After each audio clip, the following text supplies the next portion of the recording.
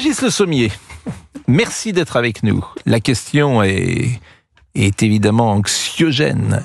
D'abord, est-ce que vous croyez, au-delà de est-ce que vous craignez, est-ce que vous croyez, vous, à la possibilité d'une guerre mondiale, d'une troisième guerre mondiale? Et si oui, quelle probabilité vous donnez à cette question? Alors, c'est une question très grave que vous me posez, Pascal. Je crois qu'il y a aujourd'hui des éléments possibles d'engrenage. Je m'en réfère à cette tribune qui avait été publiée par Henri Guénaud au début de la guerre en Ukraine, en avril 2022, et qui était intitulée « Nous marchons à la guerre comme des somnambules ». C'est-à-dire, en fait, il reprenait à l'époque un historien australien de la guerre de 14-18 qui démontrait le mécanisme ou comment tous ces chefs d'État, comme Nicolas II, le tsar de Russie, etc., Guillaume II d'Allemagne, aucun d'entre eux ne voulait la Première Guerre mondiale. Personne ne voulait 20 millions de morts. Et pourtant, on y est arrivé. Donc, si vous voulez, aujourd'hui, on est dans un environnement, je dirais qu'il est aussi volatile peut-être que ce qu'il y avait au moment de la Première Guerre mondiale, où un incident, quelque chose, peut provoquer une réaction en chaîne avec les jeux d'alliance, et on ne sait pas, et ça peut partir. Souvenez-vous de ce missile de la défense antiaérienne ukrainienne qui était retombé sur un village de Pologne. Ça avait pendant on va dire 24 heures, on s'était dit ça y est, les Russes attaquent la Pologne, voilà.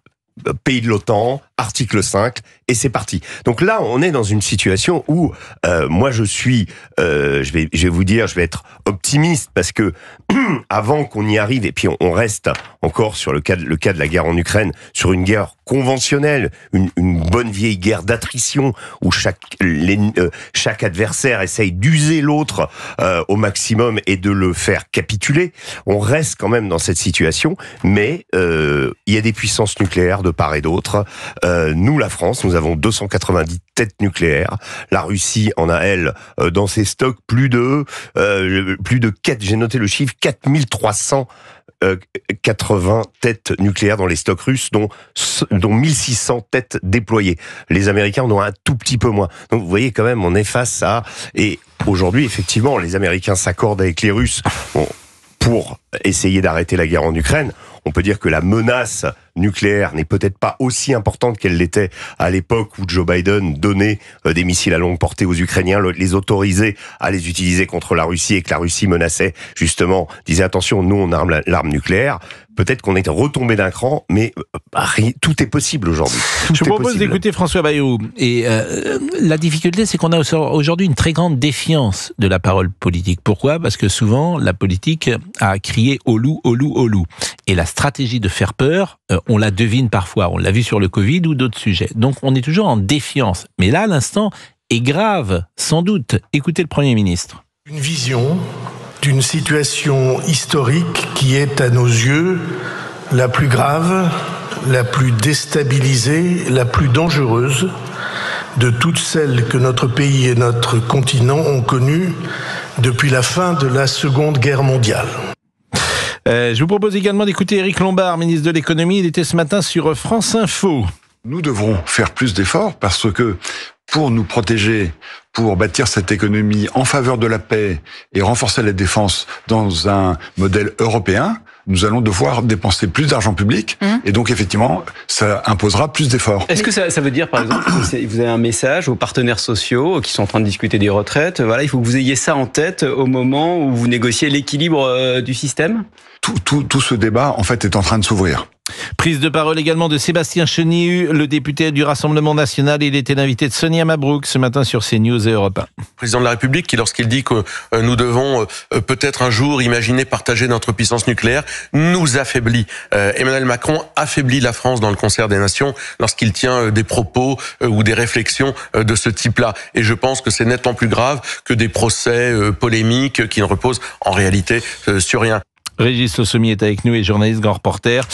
Vous étiez sur le terrain il y a encore quelques semaines. Oui, quelques semaines, vous n'êtes pas retourné sur le terrain depuis combien de temps ? J'y étais il y a 2 mois, j'y étais en décembre. Et aujourd'hui, qu'est-ce qui se passe sur le terrain ? Alors, qu'est-ce qui se passe sur le terrain ? Ce qui est quand même intéressant, parce que par rapport à ces menaces finalement de guerre on dit, quand je prends simplement la parole d'Emmanuel Macron qui dit que potentiellement la Russie peut envahir la Moldavie plus la Roumanie. Jean-Noël Barrot, lui, explique que le front se rapproche. Bon, faut quand même savoir raison garder. Les Russes ont péniblement conquis 200 kilomètres sur les Ukrainiens en 2 ans. On les voit mal traverser la Pologne, l'Allemagne, pour ensuite arriver à Paris. La pause, voilà. Vous restez avec nous. Vous allez pouvoir interroger Régis si vous le souhaitez pour mieux comprendre. À tout de suite. Au 01 80 20 39 21. À tout de suite avec Pascal. Régis Le Sommier qui intervient régulièrement sur l'antenne de CNews et d'Europe 1, qui est un spécialiste international et qui a couvert le conflit entre la Russie et l'Ukraine. On peut peut-être écouter Olivier Faure. Il disait que l'Amérique n'était plus un de nos alliés ce matin. Nous sommes à un moment de bascule, à un moment où le sort non seulement de l'Ukraine, mais de l'Europe et même du monde est en train de se jouer.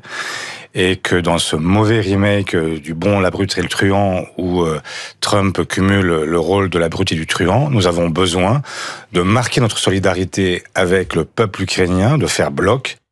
Alors évidemment, là on est dans un pur discours politique et une part de communication. Je ne suis pas sûr qu'il faille aborder les choses avec si peu de nuances, Régis Le Sommier. Oui, d'autant que quand on regarde la situation sur le terrain, vous me demandiez un petit peu ce qui s'y passe. Si les Américains s'en vont, là, ils ont décidé de bloquer l'aide. Ce qu'on sait, la nouvelle rassurante, c'est que l'Ukraine peut tenir jusqu'à l'été. Donc Trump peut éventuellement changer d'avis et recommencer l'aide.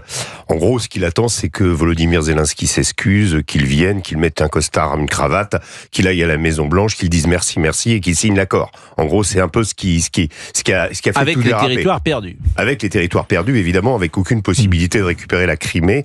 Et donc, pour le moment, on en est là. Maintenant, ce qui peut se passer, c'est quand on regarde sur le papier, depuis le début de la guerre, les Américains ont fourni 40% de l'aide, 60% les Européens. D'ailleurs, Emmanuel Macron l'avait signalé à Donald Trump, vous vous souvenez, dans leur échange.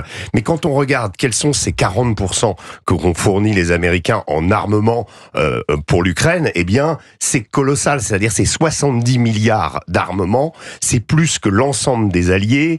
C'est des obusiers, des missiles HIMARS, des missiles à longue portée ATACMS qui permettent de frapper la Russie dans la profondeur, des hélicoptères, des drones. Bref, une grosse partie de l'arsenal piloté, utilisé aujourd'hui par les Ukrainiens dans les tranchées là-bas sur le front, provient des États-Unis. Et si cette aide est amenée à se tarir, en aucune manière, quand on entend Olivier Faure dire faire bloc, en aucune manière, l'Europe n'est capable de compenser la perte, en plus du renseignement, je vous passe la surveillance, etc. Tout ce que les États-Unis offrent à l'Ukraine pour lui permettre de tenir. Donc ça veut dire quoi ? Ça veut dire que si on passe l'été et qu'il n'y a plus d'aide, eh bien fatalement la Russie va avancer et que on va se retrouver dans une situation absolument catastrophique pour l'Ukraine, indépendamment de tout tous les aides qu'on veut bien lui donner. Que veulent les Ukrainiens ? Est-ce qu'on le sait ? Est-ce que les Ukrainiens aimeraient la paix ? Ou est-ce qu'ils sont derrière leur chef de guerre ? Alors, quand vous êtes face à un pays qui a combattu vaillamment pendant 3 ans, qui a vu une partie de sa jeunesse mourir, vous êtes avec des familles endeuillées, quasiment aucune famille n'a pas une personne qui a été tuée ou blessée pendant cette guerre. Donc vous avez évidemment le sentiment tout ça n'a pas été fait en vain. Maintenant, l'économie ukrainienne est complètement en lambeaux. L'infrastructure électrique a été complètement détruite ou en partie détruite par les Russes. Il y a un sentiment évidemment de ras-le-bol.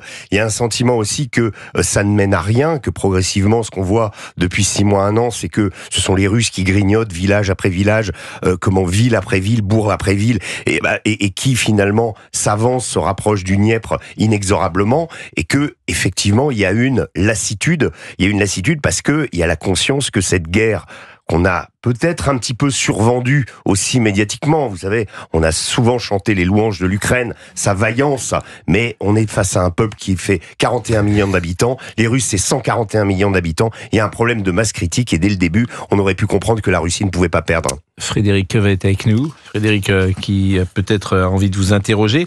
Mais avant cela, écoutons Nicolas Dupont-Aignan, président de Debout la France, ce matin sur Sud Radio. Est-ce que vous croyez que Poutine est si fort que ça? Il a mis 3 ans, parce qu'on nous dit Poutine va envahir la Pologne. Un tissu de fantasmes. Poutine a mis 3 ans pour gagner 20% de l'Ukraine avec des pertes considérables. L'économie russe est affaiblie. C'est un suicide collectif de la Russie, de l'Ukraine, de l'Europe. Est-ce qu'on continue comme ça ou est-ce qu'on cherche une voie de paix? Moi, je cherche une voie de paix. Moi, je cherche une voie de paix. Vers une économie de guerre, pourquoi pas? La question a été posée ce matin à Olivier Faure, premier secrétaire du Parti Socialiste. Il était chez nos confrères de Radio Luxembourg. Il est toujours dans la nuance, monsieur Faure, et c'est ça qui est intéressant.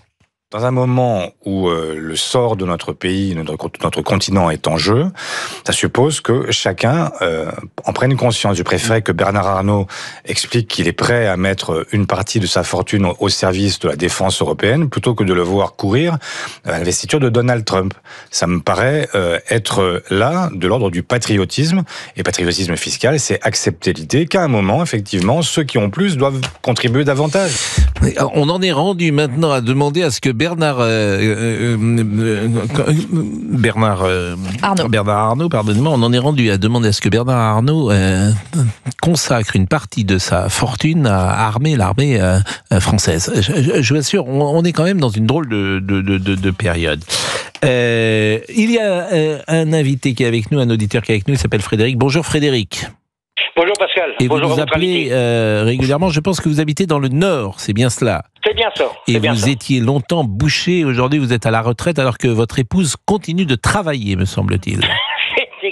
Ça vous fait sourire, mais bon, c'est une réalité que je décris là. Oui. Vous voulez peut-être... D'abord, est-ce que ça vous intéresse? Quoi, ça vous intéresse? Ma question est stupide. Évidemment que ça vous intéresse, mais est-ce que vous avez le sentiment, et c'est pour ça que je demandais à Régis de faire un peu de pédagogie ce matin, est-ce que vous avez le sentiment de maîtriser parfaitement les informations russes, américaines, ukrainiennes? Écoutez, moi déjà, au niveau information, je regarde quoi? J'écoute Europe 1 et j'écoute CNews. Les autres chaînes nous ont montré que bien souvent c'était des chaînes, des informations partisanes selon le pouvoir qui était en place. Maintenant concernant l'Ukraine, moi qu'est-ce qui me fait peur, c'est quand on voit le vent en guerre Macron qui veut se présenter comme le chef des armées, quand on voit l'état du pays après sa gouvernance, personnellement ça me fait peur. Donc moi la question que je voudrais poser, c'est est-ce cette guerre, est-ce qu'elle serait pas voulue par l'Europe et par le pouvoir français pour cacher leur incompétence? Je m'explique. Il y a de fortes chances que la France soit sous tutelle avec la dette et l'économie française aujourd'hui. On a une Union européenne qui est de plus en plus décriée par les peuples européens. Donc ça aussi, ça va finir par exploser.